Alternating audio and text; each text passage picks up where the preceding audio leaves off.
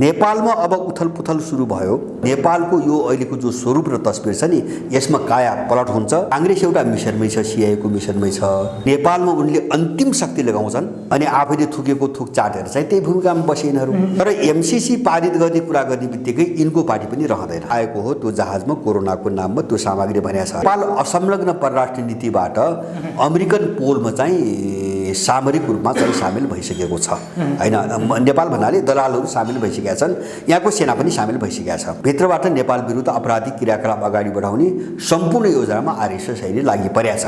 हामी यो पाटोमा एकदमै सजग हुन जरुरी छ। यतिको भरपर्दो चाहिँ सरकार अब सीआईएको निम्ति बन्दैन। अब शेरबहादुरको दूतको त्यो पठाउने तरिका हेर्दा त्यसबाट प्रश्न के बुझिन्छ भन्छ भने गठबन्धन शेरबहादुर र माधव नेपालकै पनि हुन सक्छ। यो यिनीहरूका बीचमा उत्पन्न नभएको संकटको पराकाष्ठा हो। यिनको आफ्नो केही पनि छैन। मैले भने नि अहिले अमेरिकनहरू कस्तो छ भन्छ भने इतिहासको सबैभन्दा ठुलो संकटबाट उनीहरू गुज्रिरहेका छन्। त्यसका जसले संकट उत्पन्न गर्यो तिनी शक्तिहरू पनि गहिरो संकटमा फस्दै गए। हार गुहार मागिरहेछन्, सहयोग गर्न तब कोही पनि आउँदैन।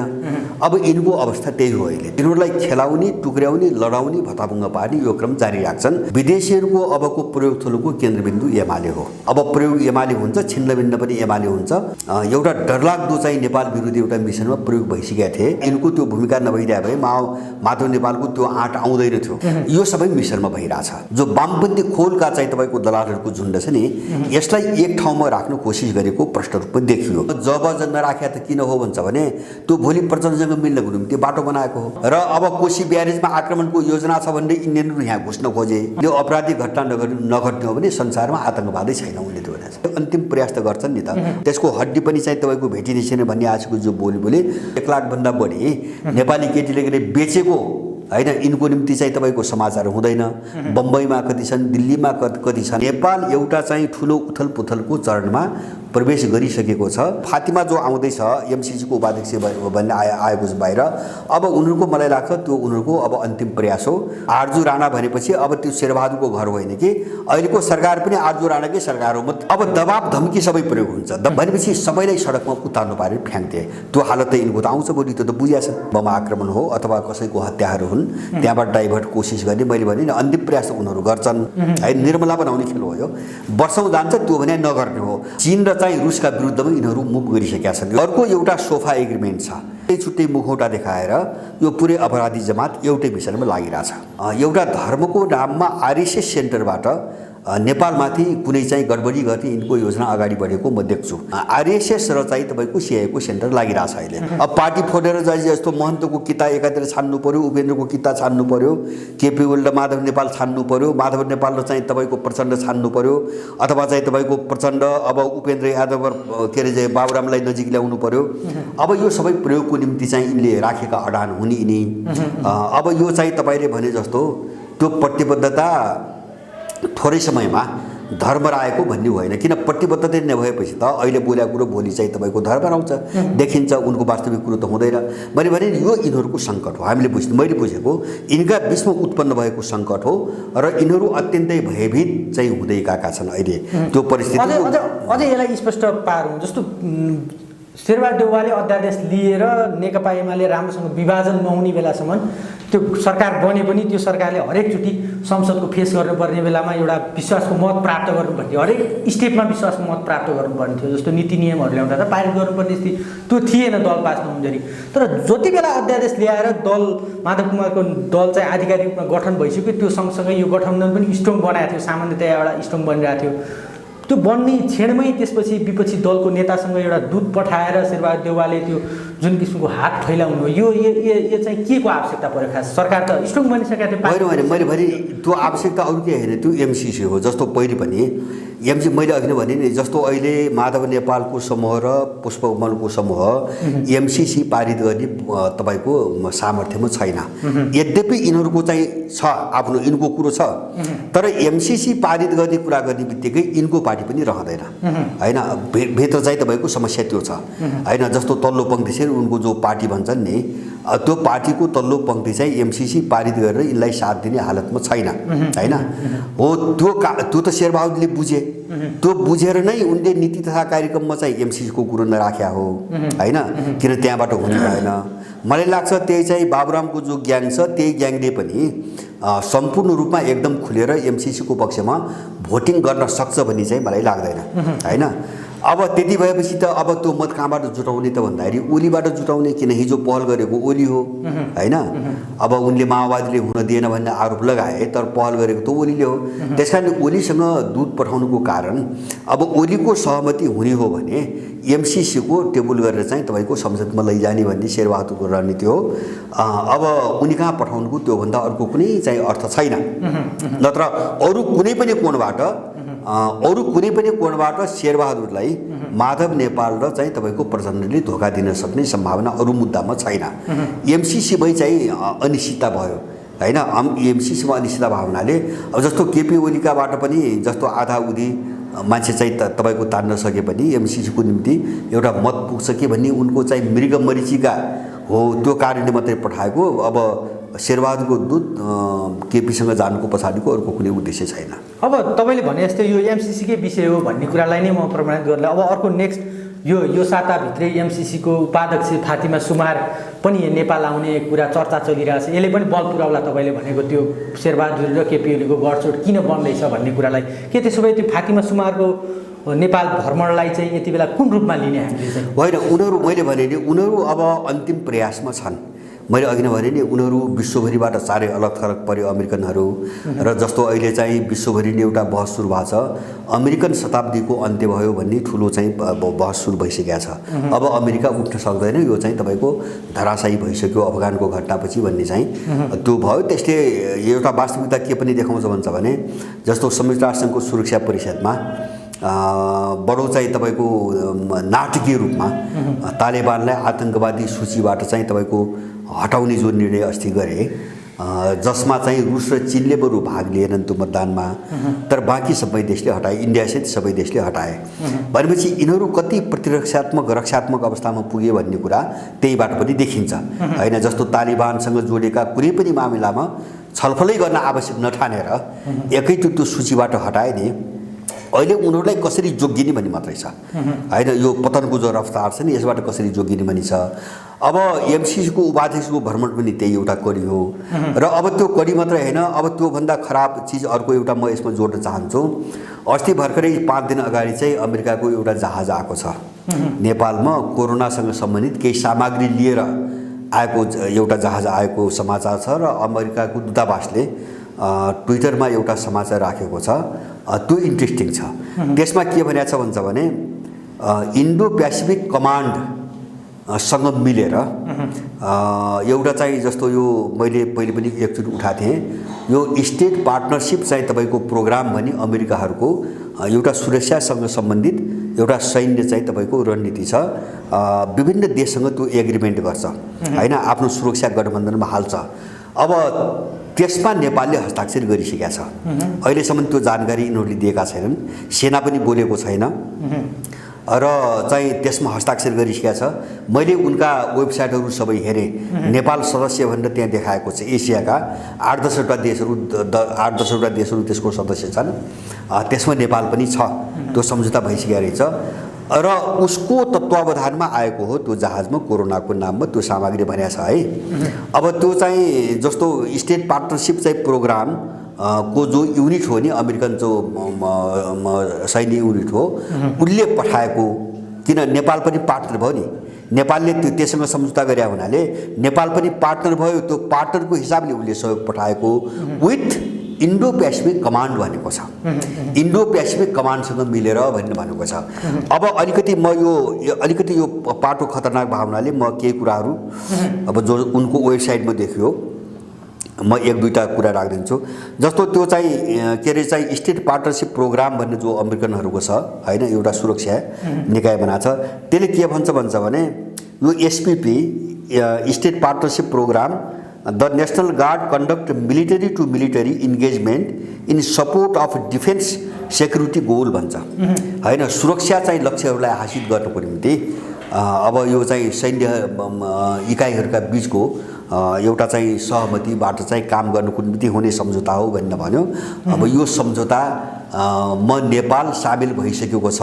यहाँको सेनाले जति लुकाउन खोजे पनि र यहाँको सरकारले जति खुलाउन गए पनि उनीहरूले यो सबै खोलिरहेका छन् भनेपछि नेपाल असंलग्न परराष्ट्र नीतिबाट अमेरिकन पोलमा चाहिँ सामरिक रूपमा चाहिँ सामेल भइसकेको छ हैन। नेपाल भन्नाले दलालहरू सामेल भइसकेका छन्, यहाँको सेना पनि सामेल भइसकेका छ। अब एउटा त उनीहरूले सेक्युरिटी गोल भने आफ्नो सुरक्षा लक्ष्य हासिल गर्नुको निम्ति यो प्रोग्राम चाहिँ अगाडि बढाएको हो। यसको सदस्य नेपाल पनि छ भने र उनले के अरू अब के अरे मैले भने नि अमेरिकन दूतावासको चाहिँ तपाईँको ट्विटरमा विथ युएस इन्डो पेसिफिक कमान्डसँग मिलेर चाहिँ पठाएको यो सामान पठाएको भने र उनको अर्को वेबसाइटले के भन्छ भने by law the mission of the SSP is एसएसपीको त्यो चाहिँ प्रोग्रामको मिसन के हो भन्छ भने to support the security cooperation objectives. सुरक्षा चाहिँ तपाईँको सहकारीका उद्देश्यहरू प्राप्त गर्ने भनेपछि अमेरिकन चाहिँ तपाईँको जो सुरक्षा स्वार्थ हो नि त्यो सुरक्षा स्वार्थलाई कसरी अगाडि बढाउने भन्ने उद्देश्यले उनीहरूले बनाएको। उनले 1991 बनाएको। पहिले उनले सोभियत संघ विघटन भएपछि बाल्टिक गणराज्यहरूलाई चाहिँ त्यसमा सामेल गरेर यिनले त्यहाँबाट सुरु गरे, जस्तो इस्टोनिया, लिथुआनिया अथवा चाहिँ लाटभियालाई सामेल गरेर सुरु गरे। अहिले धेरै देशहरूसँग यो एग्रिमेन्ट यिनीहरूले गरेका छन्, जसमध्ये एमसिसीको प्रसङ्ग आइसकेपछि तपाईँको नेपाल पनि त्यसमा जोडियो। र मैले चाहिँ जस्तो हामीले बारम्बार हामीले एमसिसीको कुरा गर्दाखेरि हामीले के भनिरहेका छौँ भन्छ भने अमेरिकन सेना कहाँबाट आउँछ यहाँ धेरै दलालहरूले त्यो भ्रम छर्न खोजे। एउटा पाटो त एमसिसीसँग भएको सम्झौतामै त्यस्तो खालको कुनै स्वतन्त्र सम्झौता गर्ने, स्वायत्त रूपमा सम्झौता गर्ने त्यो अधिकार एमसिसीलाई दिएको छ। त्यही अधिकार प्रयोग गरे पनि उसले कसैसँग भोलि सम्झौता गर्न सक्छ, एउटा पाटो। दोस्रो कुरो यो स्टेट पार्टनरसिप एग्रिमेन्ट भनेर अमेरिकन सेनासँग यहाँको सरकारले सम्झौता गरिसकेका छ हैन। अब यो कोणबाट पनि ऊ आउन सक्ने भयो, सम्झौता भइसकेको छ र यहाँको सेना पनि त्यसमा संलग्न भइरहेछ हैन। अमेरिकन सेनासँग संलग्न भएर अहिले चाहिँ असंलग्न परराष्ट्र नीतिका विरुद्ध चीन र चाहिँ रुसका विरुद्धमा यिनीहरू मुभ गरिसकेका छन्। यो सबै देखिरहेछ। र अब तेस्रो चिज के हो भन्छ भने मैले पहिले पनि उठाएको थिएँ एमसिसीको प्रसङ्गमा अर्को एउटा सोफा एग्रिमेन्ट छ हैन, जस्तो अब त्यो लजिस्टिक सम्बन्धी हैन, जस्तो युद्धजन्य जति सामग्रीहरूको आपूर्ति हुन्छ नि त्यो आपूर्ति सम्बन्धी सबै कामको निम्ति गर्ने हुन्छ। यो सबै चिजले बाँधेको छ। त्यसकारणले नेपाल कहाँ गयो त भन्छ भने मैले भन्न खोजेको एमसिसी जस्तो यत्रो सम्झौता त उनीहरूले गराइसकेका छ भित्रबाट हैन। त्यो त आम नेपालले थाहा त भएर हैन, 2-4 जना एजेन्टहरू पक्रे उनले गरे। जस्तो इन्डो पेसिफिकमा चाहिँ हस्ताक्षर गराए प्रदीप गेवाललाई लगेर हैन, जस्तो स्टेट पार्टनरसिप एग्रिमेन्टमा हस्ताक्षर गराए ईश्वर गेवाललाई, त्यही ओली ईश्वर पोखरेललाई, त्यही ओली ग्याङको वरिपरि छन्, ठुला राष्ट्रवादी कुरा गर्छन्। अब तपाईँको यता शेरबहादुरको जो प्रयत्न हेर्नुहुन्छ हैन त्यही केन्द्रित छ। अब प्रचण्डको चाहिँ भित्री मनसाय त्यही केन्द्रित छ भनेपछि बाहिर चाहिँ तपाईँको छुट्टै छुट्टै मुखौटा देखाएर यो पुरै अपराधी जमात एउटै मिसनमा लागिरहेछ हैन। कसरी नेपाल विरुद्ध चाहिँ तपाईँको विदेशीलाई चाहिँ नेपालभित्र हुल्ने भन्ने त्यो मिसनमा यो सबैतिरका ग्याङका मान्छेहरू त सामेल छन्। त्यसकारणले अब स्थिति नेपालको अहिले के हो हामीले भनिरहेछ भने हामीले चाहेर पनि नचाहेर पनि है एकदम आदर्शवादी भएर बडो सरल ढङ्गले पनि देश बुझ्नु हुँदैन, स्थिति एकदम जटिल भइसकेको छ। हामीले यदि के भन्छ भने नेपाल एउटा चाहिँ ठुलो उथलपुथलको चरणमा प्रवेश गरिसकेको छ। यसबाट जति पन्छन खोजे पनि अब सम्भव छैन। उथलपुथल होला, भोलि त्यो ठुलो एउटा आन्दोलनको रूपमा पनि हुनसक्छ, त्यो ठुलो चाहिँ के अरे हत्या हिंसाका रूपमा पनि हुनसक्छ। जस्तो उनीहरूले यति गराइसकेपछि अन्तिम प्रयास त गर्छन् नि त। अब यो प्रयास कहाँ गर्छन् भन्छ भने जस्तो इन्डियनहरू समेत कहाँ लागिरहेछन् अहिले अमेरिकनसँग मिलेर भन्छ भने तपाईँको 2018मा इन्डियाको चाहिँ गुप्तचर निकायले एउटा रिपोर्ट चाहिँ तपाईँको सार्वजनिक गरेको थियो। त्यसमा के भनेको थियो भन्छ भने नेपालमा चाहिँ तपाईँको जो मुजाहिद्दिन छन् नि इन्डियामा सेल्टर लिएर बसेका, अब आइएसआई लगायत हैन, जस्तो लस्कर ए तोइबा भन्छन् उनीहरू, अब तराईका मुस्लिमहरूका केही मद्रसालाई ठुलो हो हल्लाको विषय बनाएर हैन नेपालभित्र चाहिँ यिनीहरूको आक्रमणको खतरा एकदमै बढी छ भनेर उनीहरूले चाहिँ तपाईँको के गरे भन्छ भने एउटा रिपोर्ट बाहिर ल्याए। सुन्नुहोस् है, यो साह्रै खतरनाक छ। ल्याए। त्यसपछि चाहिँ तपाईँको त्यसको 1 वर्ष त्यसको केही समयपछि चीनको प्रतिक्रिया आयो होइन, चीनको प्रतिक्रिया आयो। तपाईँको के अरे चाहिँ चिनिया राष्ट्रपति आएर यहाँ जो बोले नि होइन, यहाँ चीन विरोधी कुनै गतिविधि भयो भने त्यसको हड्डी पनि चाहिँ तपाईँको भेटिने छैन भन्ने आजको जो बोले त्यो उनी बोलिसकेपछि अनि 2019 को रिपोर्टमा त्यो कुरो फेरि छैन। 18 मा चाहिँ नेपालमा आतंकवादी आक्रमणको चाहिँ रिपोर्ट जारी गरेर सनसनी मचाए र अब कोशी ब्यारेजमा आक्रमणको योजना छ भन्ने इन्डियनहरू यहाँ घुस्न खोजे, प्रयास गरे होइन। अब त्यसको पछाडि अमेरिकन छ, तर चिनिया राष्ट्रपतिले धम्की दिइसकेपछि अनि अर्को सालको रिपोर्टमा त्यत्रो चाहिँ तपाईँको आतंक चाहिँ देखाएर ल्याएको रिपोर्टमा अब त्यो विषयमा केही पनि छैन। उनी बीचमा अमेरिकाले चाहिँ त्यो एउटा सेल्टर ल्याएको त्यो पोइन्ट बन्न सक्छ भनेर अमेरिकाले एउटा रिपोर्ट निकालेको थियो। हो, निकालेको थियो। अनि त्यसपछिको है 1900 अलि पछिको जो चिनिया राष्ट्रपति आइसकेपछिको रिपोर्टमा त्यो कुरो छैन भनेपछि अमेरिकन पनि 2 पटक बोले नेपालमा चाहिँ तपाईँको आतंकवादीहरूको आक्रमणको खतरा छ भनेर अमेरिका पनि 2 पटक बोले। माने यिनी सबै यो गृह कार्य गरेर बसेका छन्। अब यहाँ हामी चाहिँ इन्डियनहरूको भूमिका जस्तो यहाँ अलिकति सबै नेपाली सचेत हुनुपर्ने कहाँ छ भन्छ भने केही मान्छेहरू हामी त सबै कोणबाट हेर्नु पर्यो देशको निम्ति। अब यहाँ र आरएसएस एमसीसी भनेर अब बाहिर मात्रै चाहिँ तपाईँको हामीलाई चाहिँ एकहोरो कतै डाइभर्ट गरेर अर्को कोणबाट यिनीहरू खेल्न खोजेको देखिन्छ। जस्तो त्यो भनेको अहिले नेपालमा एउटा धर्मको नाममा आरएसएस सेन्टरबाट नेपालमाथि कुनै चाहिँ गडबडी गर्ने यिनको योजना अगाडि बढेको म देख्छु। मैले 2टा कारणले आरएसएस हिन्दुत्वको नाममा कस्तो खतरनाक चाहिँ एउटा आतंकवादी चाहिँ तपाईँको गिरोहको रूपमा अगाडि बढिरहेछ, मैले 2टा दृष्टान्त मात्रै राख्छु यहाँ। जस्तो एउटा के हो भन्छ भने धेरै मान्छेहरूले मैले फेसबुकमा राख्दा अलिकति चाहिँ तपाईँको कमेन्ट पनि गरे। जस्तो माओवादीको 10 वर्षको युद्धकालमा 7 वर्ष माओवादीलाई पाल्ने आरएसएस समर्थित सरकार थियो। अटल बिहारी वाजपेयीको सरकार हो होइन, 7 वर्ष ऊ सत्तामा छ, बाँकी 3 वर्ष मात्रै एचडी देवगौडा र इन्द्रकुमार गुजराल 20 मा चाहिँ तपाईँको 2 वर्ष जति उनीहरू प्रधानमन्त्री भए र अब यो 12 बुँदे समझदारी हुनुभन्दा 1-1.5 वर्ष अगाडि काङ्ग्रेस आएको सरकार आयो होइन, मनमोहनको सरकार आयो। बाँकी 7 वर्ष आरएसएसले चाहिँ शासन गरेको छ इन्डियामा।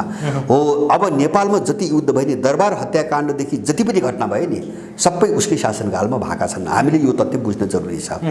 अर्को मैले जोडेको चाहिँ नेपाल विरुद्ध कति आपराधिक सोच राख्छ त्यो आरएसएसले भन्ने कुरा मैले भने इन्टेलिजेन्सले 2018 मा जो वक्तव्य ल्यायो नि, यहाँ चाहिँ मुजाहिदिनको चाहिँ लस्करे तोयबाको खतरा हौवा देखाएर, जस्तो जहाज अपहरणको कुरा पनि यिनले त्यही बेला गरे होइन, काङ्ग्रेस आएको पालामा पहिले गरे। अब यो आतंक फैलाएर नेपालमाथि कुनै चाहिँ तपाईँको विध्वंसात्मक गतिविधि गर्ने यो चाहिँ तपाईँको मिश्रमा चाहिँ तपाईँको आरएसएस र चाहिँ तपाईँको सिआइएको सेन्टर लागिरहेछ अहिले लागिरहेछ र त्यसको निम्ति त्यसलाई ओझेल पार्न, त्यो आपराधिक चाहिँ मिसनलाई ओझेल पार्नुको निम्ति यिनले हिन्दुत्वको नाममा नेपाली सेन्टिमेन्टसँग खेल्न खोजिरहेछन्। हिन्दुत्वको नाममा चाहिँ यहाँ त्यो सेन्टिमेन्ट प्रयोग गर्ने र एउटा जनमत आफ्नो पक्षमा पार्ने, भित्रबाट नेपाल विरुद्ध आपराधिक क्रियाकलाप अगाडि बढाउने सम्पूर्ण योजनामा आरएसएस अहिले लागि परेको छ। हामी यो पाटोमा एकदमै सजग हुन जरुरी छ, एकदमै सजग हुन जरुरी छ। अब त्यसकारणले गर्दाखेरि जस्तो अहिले त्यो फातिमा जो आउँदैछ एमसीसीको उपाध्यक्ष भन्ने आएको छ बाहिर, अब उनीहरूको मलाई लाग्छ त्यो उनीहरूको अब अन्तिम प्रयास हो। सायद मलाई लाग्छ उनीहरूले धेरै गरे, जस्तो शेरबहादुर पनि अब अन्तिम विकल्प हो। मलाई लाग्दैन यस पछाडि अब यिनको यो प्रयास अर्को ढङ्गले अगाडि बढ्न सक्ला। यही अन्तिम प्रयासमा पास हुन सक्ने हो। जस्तो शेरबहादुर अन्तिम प्रयास सबभन्दा भरपर्दो पनि भयो। जस्तो अन्तिम प्रयास मैले के भन्छ भने शेरबहादुरको घर भनेको त सिधै सिआइएको अड्डा हो होइन। आरजू राणा भनेपछि अब त्यो शेरबहादुरको घर होइन कि अहिलेको सरकार पनि आरजू राणाकै सरकार हो, म त्यसरी बुझ्छु। किन जब सिआइएले तपाईको निर्माण गरेको केपीबाट काम हुन नसक्ने देखेपछि अब उनकै पहलमा त्यो बनेपछि त्यो चाहिँ आरजू राणाकै सरकार हो, त्यो शेरबहादुरले चलाउने होइन, आरजू राणाले चलाउने हो। उनले त्यो हेरिकन चाहिँ तपाईको अन्तिम प्रयास गरिरहेका छन् है होइन। किन नेपालमा सबैभन्दा भरपर्दो होइन आफ्नो मान्छेको हातमा सरकार छ, सत्ता छ, त्यसकारणले उनले अन्तिम प्रयास गर्ने हो। मलाई लाग्छ यतिको भरपर्दो चाहिँ सरकार अब सिआइएको निम्ति बन्दैन, अमेरिकाको निम्ति बन्दैन होला। अब तुलनात्मक नजिक त धेरै छन्, अरू पनि छन्, जस्तो केपी ओलीहरू छन्, माधव नेपालीहरू छन्, प्रचण्डहरू छन्, बाबुरामहरू छन्। बाबुराम पनि इन्डो सिआई सेन्टरको मान्छेहरू हुन्। यस्ता चाहिँ क्रिमिनल त झुन्ड धेरै छ, तर उनको एकदम आफ्नो मान्छेको सरकार भनेको अहिले छ। यो प्रयास उनको सफल भएन भने उनीहरू एउटा फर्किने मानसिकताबाट यहाँ ठुलो विध्वंस गराउने खतरा छ, एकदमै ठुलो विध्वंस गराउने खतरा छ। यसप्रति हामी एकदमै सजग हुनुपर्ने। उनको अन्तिम विकल्पकै रूपमा भ्रमण हुन लागेको अहिले। त्यो दबाबको स्वरूप केही दबाब हुनसक्छ। अब दबाब धम्की सबै प्रयोग हुन्छ। दबाब मात्रै होइन कि जस्तो चाहिँ तपाईँको आयो नि त, यहाँ चाहिँ अमेरिकनहरूले के एक्सपोज गरे अहिले भन्छ भने, मैले अस्ति जहाज आएको कुरो हो नि, उनले के एक्सपोज गरे भन्छ भने सेना नेपालको सेना पनि हाम्रो एउटा चाहिँ युनिट हो होइन। जस्तो चाहिँ स्टेट पार्टनरसिप चाहिँ प्रोग्राममा हस्ताक्षर गरेर त्यहाँ सामेल भइसकेपछि त यहाँको सेना पनि त अमेरिकन नै एउटा युनिटको रूपमा काम गर्ने भयो अब होइन। सम्झौतामा बस्दासम्म काम गर्ने भयो, त्यो उनले एउटा खोले। र अर्को के पनि खोले भन्छ भने स्टेट पार्टनरसिप एग्रिमेन्ट जो भएको छ नि, स्टेट पार्टनरसिप प्रोग्राम अन्तर्गत जो एग्रिमेन्ट भएको छ यो इन्डो पेसिफिक कमान्ड अन्तर्गत हो भन्ने देखाउनको निम्ति उनले के भने तलबाट त्यो ट्विटरमा विथ इन्डो पेसिफिक कमान्ड होइन। अब उसँग को साझेदारीमा उसँग सहित होइन, अहिले चाहिँ जस्तो एसपिपी छ नि, स्टेट पार्टनरसिप चाहिँ तपाईँको प्रोग्राम अन्तर्गत को यो सहयोग चाहिँ के हो भन्छ भने इन्डो पेसिफिक कमान्डसँग सहितको एउटा चाहिँ पहलबाट गरिएको सहयोग हो भनेपछि उनीहरूले एक्सपोज गरे। मैले भन्न खोजेको अब त्यो एमसिसीको उपाध्यक्ष आउनुभन्दा अगाडि अमेरिकनहरूले के एक्सपोज गरे भन्छ भने नेपालको अहिलेको सरकार, यिनी दलाल र नेपालको सेना होइन हाम्रो एउटा अभिन्न अङ्ग हो, हाम्रो सेक्युरिटी रणनीतिको अङ्ग हो। यो सम्झौता भइसकेको छ, त्यसैले तिमीले जसरी पनि पास गर्नुपर्छ, किन सम्झौता त भएको छ होइन। अब सम्झौता त सबै भएको छ, त्यस कारणले सम्झौता भएको हिसाबले इन्कार गर्न मिल्दैन। त्यो दबाब दिनुको निम्ति यिनले ट्विटरमा सबै कुरो राखे र उसलाई चाहिँ तपाईँको एमसिसी उपाध्यक्ष पठाउँदैछन्। मैले यो सबै हेरिकन, यिनको यो एक्सर्साइज हेरिकन मैले यो अब उनको अन्तिम प्रयास हो भन्ने मैले भनेको। तर मेरो विश्वास के हुन्छ भने यिनीहरू नेपालबाट भाग्नै पर्छ, यिनीहरू भाग्छन्, यिनीहरू सफल हुँदैनन्। किन भन्छ भने किन सफल हुँदैनन् भन्छ भने जस्तो यहाँको दलालको पनि मैले कुरो गरेँ, त्यही शेरबहादुर त्यही आर्जो भित्रभित्र चाहिँ उही चाहिँ तपाईँको कामलाभित्र चाहिँ थुतुनु लुकाएर होइन, भित्र बगबग गर्न त सजिलो हुन्छ, तर बाहिरको जो जोखिम हो नि, अब यो अगाडि बढ्दा जो जोखिम हो नि, उनीहरूले पछिल्लो पटक चाहिँ अहिले चाहिँ अफगानिस्तान हेरे हुन्छ होइन। जस्तो सालेह लगायत चाहिँ जस्तो अहिले पन्जसिरमा बेग्लै हारगुहार गरिरहेछन् उनीहरू। तालिबानले घेराबन्दी गरेर जो आक्रमण गर्यो हारगुहार गरिरहेछन्। हिजो 20 वर्षसम्म तिनीलाई चाहिँ कठपुतली बनाएर त्यत्रो रक्तपात मताए। अब अहिले चाहिँ आफूलाई चाहिँ फाइदा नहुने भएपछि हार गुहारमा छन्, कसैले सुन्दैन। बरु भयो के हुन्छ भने बेलायती तालिबानसँग सहकारी गर्छौँ भन्छ, अमेरिकाले आतङ्कवादी लिस्टबाट हटाउन मतदान गर्छ, सुरक्षा परिषदमा गर्छ, अनि सिआइएको प्रमुख आएर चाहिँ त्यो बरादरसँग चाहिँ तपाईँको गोप्य मिटिङ गर्छ भनेपछि सबैलाई सडकमा उतार्नु पारेर फ्याँक्थे। त्यो हालत त यिनको त आउँछ भोलि, त्यो त बुझिया छ होइन। उनले त प्रयोग गर्ने, आफूले नसक्ने भएपछि लगेर सडकमा मिल्काइदिने हो। त्यसपछि यिनको जिन्दगी कहाँ पुग्छ भने त्यो अनुमान यिनलाई छ। बस अड्केको त्यतिले मात्रै हो, अड्केको त्यतिले मात्रै हो। त्यस कारणले यिनको खेल कहाँ छ भन्छ भने एउटाले अर्कोलाई मुछेर होइन, यसमा एउटाले अर्कोलाई मुछेर अमेरिकन सेना आउने वातावरण बनाउन सकिन्छ भने अगाडि बढ्ने। जस्तो माधव नेपाल, प्रचण्ड, केपी, शेरबहादुर, बाबुराम सबैको यो। तर अब यो भित्रबाट चाहिँ कुनै एउटा विपक्षी जस्तो भएर उभिदिने र अब त्यो स्थिति आयो भने अर्कोले जोखिम नमोल्ने। अब यहाँबाट अर्कोले जोखिम नमोल्ने। मैले तपाईँलाई सानो एउटा उदाहरण पनि प्रस्तुत गर्न चाहन्छु। जस्तो नेपालमा एमसिसीको विरुद्ध जुन किसिमको सङ्गठित असङ्गठित जुन किसिमको शक्ति छ, त्यो शक्तिले नै एउटा राष्ट्रिय टेलिभिजन बनेको विज्ञापन, त्यहाँबाट त्यो पनि एउटा सानो उदाहरण हो नि त नेपालको एमसिसी विरुद्ध कति जन्ममा छ भन्ने। राष्ट्रिय टेलिभिजन बनेको एउटा विज्ञापन चाहिँ 2 दिनको दिन हटाउनु पर्ने स्थिति आयो। आज कुनै पनि दलहरूले चाहिँ एमसिसी पास गर्छौँ भनेर बाहिर सार्वजनिक स्थलमा आएर बोल्न सक्ने स्थिति छैन। त्यो भन्ने नेपालमा भएको जुन किसिमको जनमत छ एमसिसी विरुद्ध सङ्गठित असङ्गठित जुन किसिमको जनमत छ, फातिमा नेपाल प्रवेश गर्दाखेरिका यी जति पनि सङ्गठित असङ्गठित सञ्जालीय एउटा जनमत छ, त्यसलाई चाहिँ कसरी कुन रूपमा प्रयोग गर्ने। जसरी एउटा टेलिभिजनले एमसिसीको पक्षमा विज्ञापन गर्दा जसरी नेपाली जनताहरू उत्रे त्यसलाई बाध्य बनाउनु भयो, त्यस्तै केही एउटा कार्यक्रमहरू तपाईँहरू पनि यो एमसिसीको निकै लामो समयदेखि विरोध गर्दै आउनु भएको छ, केही त्यस्ता कार्यक्रमहरू केही छन् कि? होइन, कार्यक्रम यस्तो छ। अब कार्यक्रम त हुन्छ नै होइन, कार्यक्रम त हुन्छ नै। जस्तो अब एउटा सम्पूर्ण जनमत, अब यिनको प्रयास मैले भने तपाईँले भन्नु विज्ञापन, जस्तो यहाँका क्रिमिनलहरूलाई अपराधी मिडिया सारा प्रयोग गरेर जस्तो एउटा चाहिँ तपाईँको विज्ञापनै बनाएर जसरी बजाए नि, अब यिनीहरू त मिसनमा लागेका मान्छेहरू बजाउनेहरू पनि त्यहाँ भूमिका खेल्ने त अब सामान्य पैसा भयो खेल्यो होला, बजाउनेहरू त एउटा मिसनमा बजाइरहेछन्। अब जस्तो उनीहरूले आफै पनि त्यो बन्द गर्छन्, फिर्ता गर्छन् भनेपछि यिनीहरूको कस्तो दुविधा भयो त भन्छ भने यसको नतिजा के निस्कन्छ भनेर अब त्यहाँ यिनीहरू भयभीत भइरहेछन्। एकदम स्वाभाविक हो। मैले भने अफगानिस्तान घानी र तपाईँको सालेहको मैले कुरा गरेँ नि, अब जति रोएर छाती पिटे पनि को विदेशी आउँछ, जसले हिजो बोकेको थियो नि होइन, त्यो त फाइदाको निम्ति आएको हो होइन, उनलाई सहयोग गर्न कोही आउँदैन। त्यहाँदेखि उनीहरू मासिनुको त विकल्पै छैन। त्यो स्थिति नेपालमा आउँछ। मैले भने ग्लोबल राजनीति हेर्दाखेरि पनि यहाँ अमेरिका सफल हुने मैले कुनै सम्भावना देख्दिनँ। र अर्को चाहिँ हामीले हेर्ने के हुन्छ भने त्यो जग र परिवेश कस्तो छ, मुख्य चिज त्यो हो होइन। जस्तो निमित्त कारण चाहिँ कुनै पनि बेला कुनै पनि बहानामा भट्किन्छ।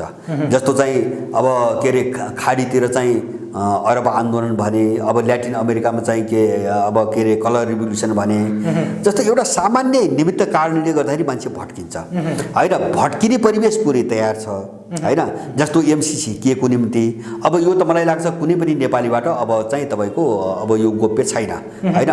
प्रत्येक घर घरको मान्छेले बुझ्यो भनेपछि 99.99 भन्दा पनि बढी नेपाली यसको विरुद्धमा खडा छ, यसको विरुद्धमा खडा छ। अब यो आधार के हो त भन्छ भने भोलि कुनै निमित्त कारण त जस्तो यिनकै झगडा बिचबाट पनि निस्कन सक्छ, अथवा चाहिँ यिनका विरुद्धमा सडकबाट हुने एउटा प्रतिरोधमा पनि निस्कन सक्छ, अथवा चाहिँ कुनै विदेशी शक्तिले कुनै चाहिँ आतंक फैलाएर पनि एउटा त्यो निमित्त कारण बन्न सक्छ। निमित्त कारण जेसुकै बन्ला, तर विस्फोट हुने ग्राउन्ड चाहिँ एकदम परिपक्व भइसकेको छ। यिनी डराएको त्यहाँ हो। त्यस कारणले त्यो विस्फोट भयो हुन्छ के भनेपछि मैले बुझेको के हो भन्छ भने नेपालमा अब उथलपुथल सुरु भयो होइन। कुनै निमित्त कारण चाहिँ अगाडि आएर उथलपुथल अब सुरु भयो र मान्छे चाहिँ तपाईँको विद्रोहमा भड्कियो भने मलाई लाग्छ नेपालको यो अहिलेको जो स्वरूप र तस्बिर छ नि, यसमा काया पलट हुन्छ। नेपालको अबको परिवर्तन हिजोको जस्तो यो दलीयताभित्र सीमित रहेर यो दलको सट्टा अर्काले चाहिँ मौका छोप्ने, अर्काको सट्टा अर्काले छोप्ने, काङ्ग्रेस भएन एमाले, एमाले भएन माओवादी, अब त्यो ढङ्गले नेपालको इतिहास दोहोरिँदैन होइन। त्यतिमा सबै नेपाली प्रष्ट भए हुन्छ। अब नेपाली इतिहास त्यो ढङ्गले दोहोरिँदैन। अब चाहिँ हुने उथलपुथल भनेको नेपाललाई बर्बाद पार्ने जो अपराधी गिरोहहरू छन् नि दलको नामका, यिनको पूर्ण रूपमा अवसान हो। अब पूर्ण रूपमा अवसान हो। उनीहरू भयभीत त्यहाँ भइरहेछन्। मैले भन्न खोजेको उनीहरू भयभीत त्यहाँ भइरहेछन्। यसलाई सम्हाल्न सक्ने ताकत अब उनीसँग छैन। अब त्यो एउटा बाँकी भएको जस्तो जनमत उनीसँग छैन। उनलाई समस्या कहाँ पर्यो भन्छ भने जनमत उनीसँग छैन। अब भर्ती गर्ने त्यही विदेशी हो, आफै भागिरहेछ, संसारभरिबाट आफै भागिरहेछ होइन। जस्तो अमेरिका चाहिँ हेर्नुहोस् न, भियतनाममा त गर्यो, अस्ति चाहिँ तपाईँको अफगानिस्तानबाट पनि यो पहिलो टुक्री जो उठायो नि 1 महिना अगाडि, त्यो उठाउँदाखेरि पनि राति 2 बजे कसैलाई थाहा नदिएर, गठबन्धन देशका र अफगानी सरकारलाई थाहै नदिएर राति स्वाट्ठै आफ्नो सेना लग्यो र एयरपोर्टको जो बाँकी थिए बचेका तिनी लग्दाखेरि पनि कसैलाई थाहा नदिएर स्वाट्ट भगायो, सारा हतियार छोडेर चाहिँ तपाईँको भगायो। भनेपछि अब यिनलाई बोक्ने शक्तिको हालत त त्यो छ भने अब यिनीहरू सुरक्षित कहीँबाट पनि भएनन्। न उनलाई चलाउने शक्तिबाट सुरक्षित हुने स्थिति छ, न यहाँ आफ्नो ताकतको भरमा सुरक्षित हुन सक्ने स्थिति छ। हो, यो चुनौतीले गर्दाखेरि यिनीहरू अत्यन्तै ठुलो असमञ्जसतामा पसेका छन्। तर यिनको विनाश हुन्छ, यिनको पूर्ण रूपमा पतन हुन्छ। अब देश चाहिँ यिनको चाहिँ तपाईँको उस्तेर फर्कन्न, यसमा चाहिँ अब हामीले कल्पना गर्न हुँदैन। अब म तपाईँसँग 2वटा प्रसङ्गमा छोटो छोटो टिप्पणी ल्याउँछु। जस्तो हिजो मात्रै सरकारले चीनसँगको सीमा विवादको विषयमा धेरै समाचारहरू निकै पहिलादेखि आउने गर्थे। हामीसँग भारतसँग पनि निकै ठुलो सीमा विवाद छ। विवाद मात्रै होइन, नेपालको भूमि नै भारतले कब्जा जमाएर बसेको स्थिति छ। कालापानीको हामी नक्सा जारी गऱ्यौँ तर लिन सकिरहेको स्थिति छैन।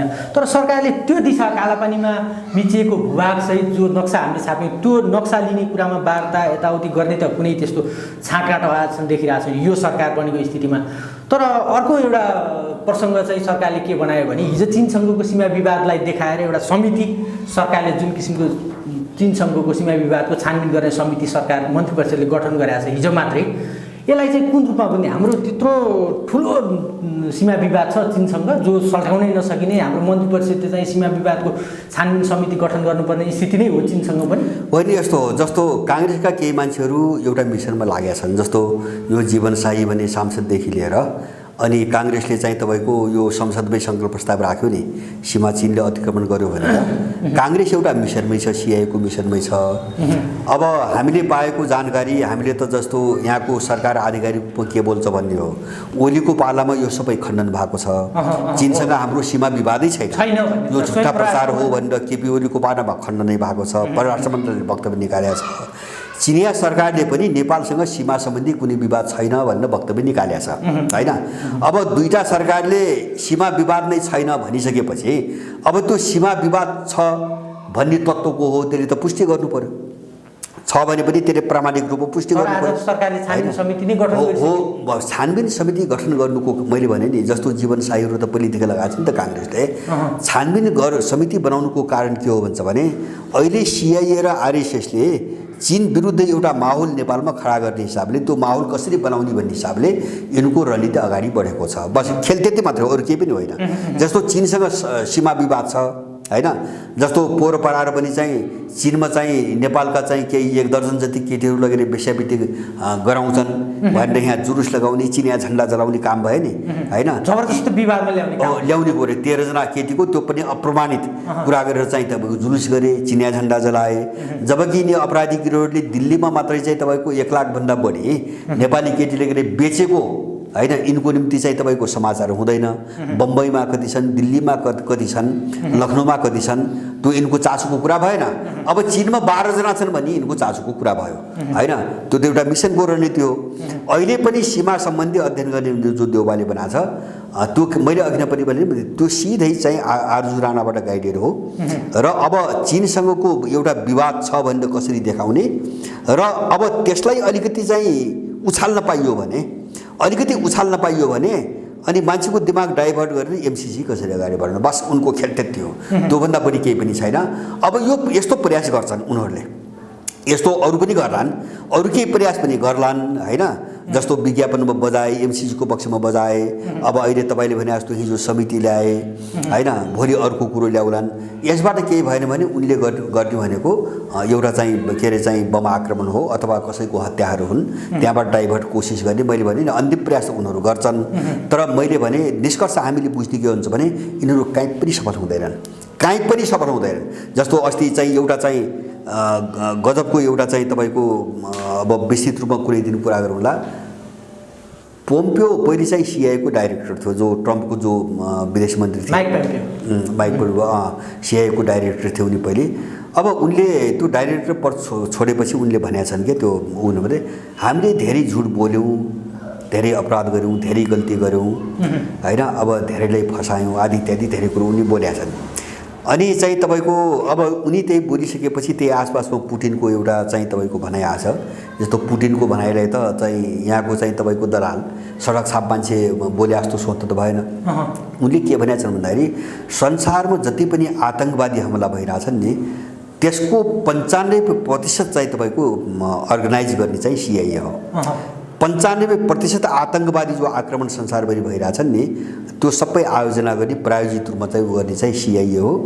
मान्छेलाई यो यसमा भ्रम रहनुहुन्न, सबै सूचना हामीसँग छ र सिआइएले न अमेरिकन जनताको निम्ति काम गर्छ, त्यसले एउटा स्पेसल अपराधिक गिरोह जो कुलिनहरूको धनाढ्यहरूको एउटा गिरोह हुन्छ नि उसको निम्ति उसले काम गर्ने हो।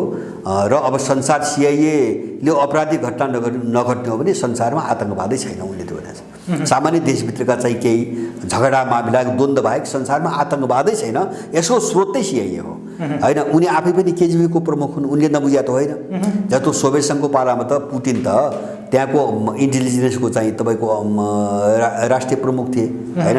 राष्ट्रिय प्रमुख थिए, उनले चाहिँ सिआइए नबुझ्ने कुरा त भएन।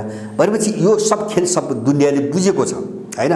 यो सबै बुझिसकेपछि उनी जो अप्ठ्यारोमा परे नि अब त्यसबाट बचाउको त्यो पनि यो भू राजनीतिमा अब चिनको वरिपरिको जो जियो पोलिटिक्स छ त्यो जियो पोलिटिक्समा नेपाल अन्तिम गन्तव्य हो। मलाई लाग्छ ताइवानमा पनि उनीहरू सफल हुँदैनन्, होइन। ताइवान पनि सेलाएर जान्छ। जस्तो उइगुरसँग खोले, तालिबान कब्जामा आएपछि चाहिँ तपाईँ तालिबान र चाहिँ चिनको सम्बन्ध चाहिँ अगाडि बढेपछि यिनीहरू त्यहाँ पनि असफल भए। अब उनको अन्तिम कोसिस नेपाल हो। मलाई लाग्छ यो भयो भने नेपालमा पनि यिनीहरू चाहिँ भागे भने यिनको इन्डो पेसिफिक भनेर जो चाहिँ रणनीति बनाएर यिनले यो टोटल्ली असफल हुन्छ, यो फेल हुन्छ, यसले त्यसपछि कामै गर्दैन। अब त्यही दिशामा अमेरिकनहरू गइरहेछन् अहिले। अन्तिम एउटा प्रसङ्ग, महाकाली नदीमा जुन किसिमको ट्विन प्रकरण आयो, सरकारले एउटा गृह मन्त्रालयले छानबिन समिति पनि गठन गर्यो। अस्ति मात्रै एउटा छानबिन समितिले भारतीय एसएसबीकै दोषी प्रमाण छ भनेर जुन किसिमको एउटा प्रतिवेदन पनि गर्यो। सरकारले त त्यो प्रतिवेदन सार्वजनिक गर्न पनि 10 दिन 12 दिन समय दिएको, 1 महिना झन्डै लाग्यो। तर जुन किसिमको प्रतिवेदन आयो, सरकारले त्यसलाई कार्यान्वयन गर्ने, भारतसँग कुनै त्यस्तो औपचारिक कूटनीतिक तह मार्फत कुराकानी गर्ने कुनै चेष्टा नगरिकन यसलाई थामथुम गर्ने प्रयास गरिरहेको छ। यसलाई चाहिँ त्रिमूल पार्टीले विशेष गरी भरत दाहालले कुन रूपमा हेरिराख्नु भएको छ? सरकारको होइन, मैले बुझेँ, मैले जस्तो आम नेपाली, मैले त धेरै पहिलेदेखि भन्दै आएको, आम नेपालीले बुझ्ने के हुन्छ भने हामी जनस्तरमा आफै नउड्दासम्म हामीले समानान्तर चाहिँ तपाईँको एउटा चाहिँ लड्ने शक्ति होइन। अब यो देशमा यो सेनाको पनि विश्वास नगरे हुन्छ है, देश सिद्धिन्छ। अब यो सबै घटनाक्रम मैले अघि नै भने नि, यहाँसम्म आउँदाखेरि सेनाको पनि भर गरेर अब देश जोगिँदैन।